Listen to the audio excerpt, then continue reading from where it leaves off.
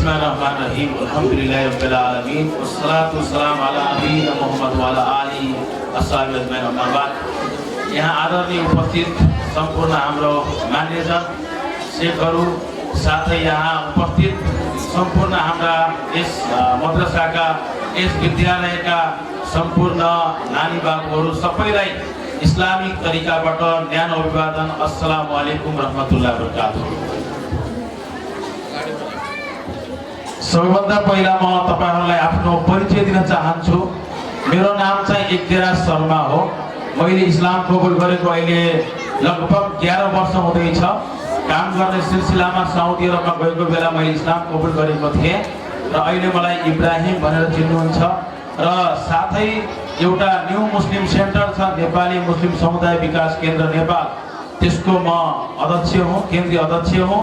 र साथै मैले दावती काम गर्छु, इस्लामिक बारेमा इस्लामको विषयमा बुझाउने काम गर्छु र नयाँ मुस्लिमहरूलाई म इस्लामको शिक्षा दिने काम गर्छु र साथै नेपालभरि आफूले सकेको सामाजिक काम गर्छु र विदेशमा पनि दुःख परेका नेपाली दाजुभाइ दिदीबहिनीहरूलाई सहयोग गर्ने काम गर्छु।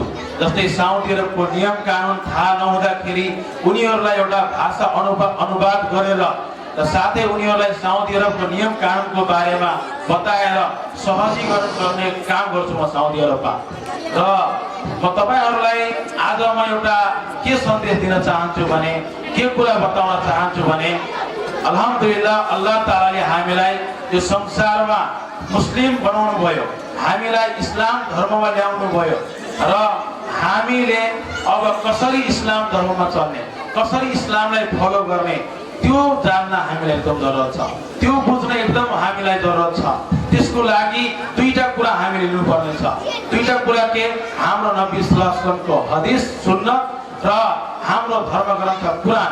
यसलाई हामीले समातेर हिँड्यौं भने इन्शाअल्लाह हामी राम्रो मुस्लिम बन्न सक्छौं, हामी सफलतावाला मुस्लिम बन्न सक्छौं। हामीलाई कसैले पनि गुमराही गर्न सक्दैन, हामीलाई कसैले पनि नराम्रो बाटोतर्फ लिएर जान सक्दैन। त्यसकारण म सम्पूर्ण यहाँ उपस्थित हाम्रा जुन विद्यार्थी बहिनीहरू हुनुहुन्छ, हाम्रा छोरीहरू हुनुहुन्छ, उहाँलाई के अनुरोध गर्न चाहन्छु भने तपाईहरूले अल्हम्दुलिल्लाह यो मद्रसा पाउनु भएको छ। यहाँको शेख, यहाँको उस्तादहरूले तपाईहरुको माथि धेरै मेहनत गर्नुभएको छ, धेरै लगानी गर्नुभएको छ। तपाईहरूले यसबाट फाइदा उठाउनुहोस्, तपाईहरूले यसबाट इल्म लिनुहोस्। यो होइन कि तपाईहरु यहाँ आएर टाइम पास गर्ने, यानी दिन बिताउने, त्यसपछि समय सकिने। तपाईहरु यदि कुरान हाफिज बन्दै हुनुहुन्छ भने यो होइन कि 5 वर्षपछि हाफिज बन्ने। तपाईहरु 1-1.5 वर्षपछि म हाफिज बन्छु भन्ने तपाईहरुले आफ्नो लक्ष्य लिनु पर्यो, तपाईहरुले आफ्नो उद्देश्य लिनु पर्यो। र साथै जुन आलिमत गर्ने जुन आलिमाहरू हुन्छ, तपाईहरुले छिटोभन्दा छिटो आलिमा बन्नु पर्यो। तपाईहरुले आफूले जानेको इस्लामिक शिक्षा कुरान र हदिस तपाईहरुले नेपाल भरि बताउनु छ।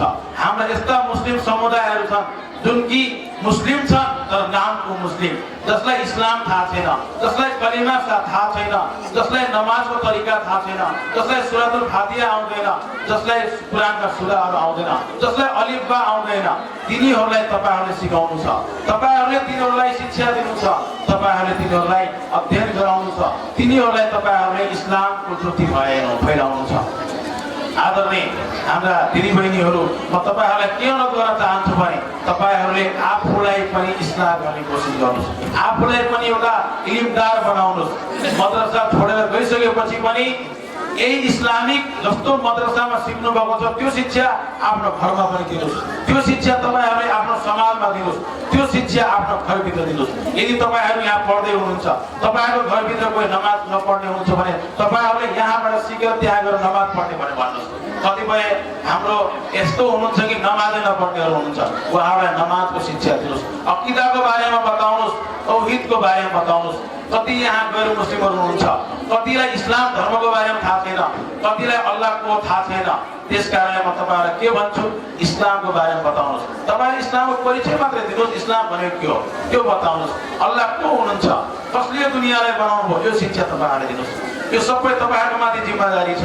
अब कोही नबी आउनुहुन्न, कोही रसुलहरू आउनुहुन्न यो सम्पूर्णको जिम्मेदारी तपाईँ हामीमाथि छ यो होइन कि आलिम उलमाले मात्रै दावाको काम गर्ने आलिम उलमाले मात्रै इस्लामी शिक्षा दिने यो कुरा होइन हामीले जति जानेको छौँ कुरान र हदिसको रोशनीमा हामी पनि शिक्षा दिन सक्छौँ हामीले नजानेको कुरा हामी शेखहरूसँग उस्तादहरूसँग सोध्न सक्छौँ उहाँहरूसँग हामी मसले मसाइल सोध्न सक्छौँ उहाँहरूसँग हामी दलिल सोध्छौँ त्यो सुनेको दलिल त्यो कुरालाई हामी लिएर आफ्नो समाजमा भन्न सक्छ हेर्नुहोस् त्यस कारणले गर्दाखेरि तपाईँहरूलाई म के भन्न चाहन्छु भने तपाईँहरूले यहाँ बसेर धेरै कुराहरू सिक्नुहोस् धेरै कुराहरू पढ्नुहोस् धेरै कुराहरू अध्ययन गर्नुहोस् आफूमा पनि त्यो कुराहरू लागू गर्नुहोस् आफ्नो घरमा पनि लागू गराउनुहोस् र सम्पूर्ण आफ्नो समुदायहरूमा लागू गराउनुहोस् र सही इस्लाम बुझ्नुहोस् सही शिक्षा बुझ्नुहोस् सही अकिदा सही मनहज सही तरिका अनुसार अगाडि बढ्ने कोसिस गर्नुहोस् तपाईको आमा बुवाहरू यति दुःख गर्नुभएको छ र सम्पूर्ण यहाँ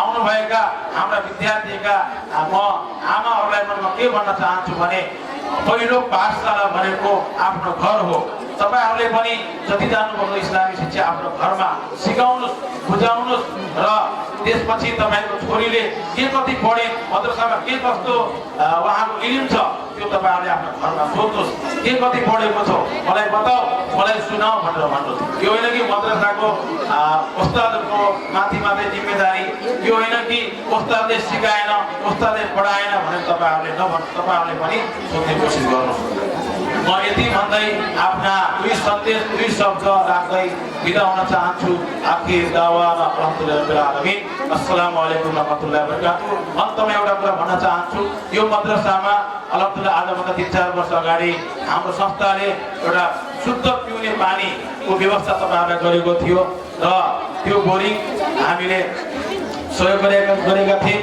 आउने दिनहरूमा पनि इन्शाअल्लाह केही सहयोग मिलेमा हामीसँग केही सहयोग भएमा हामी यस मद्रसालाई सहयोग गर्नेछौँ भन्दै दुई शब्द ल्याउँछु हस्त धन्यवाद अस्सलामु अलैकुम रहमतुल्लाहि व बरकातुहु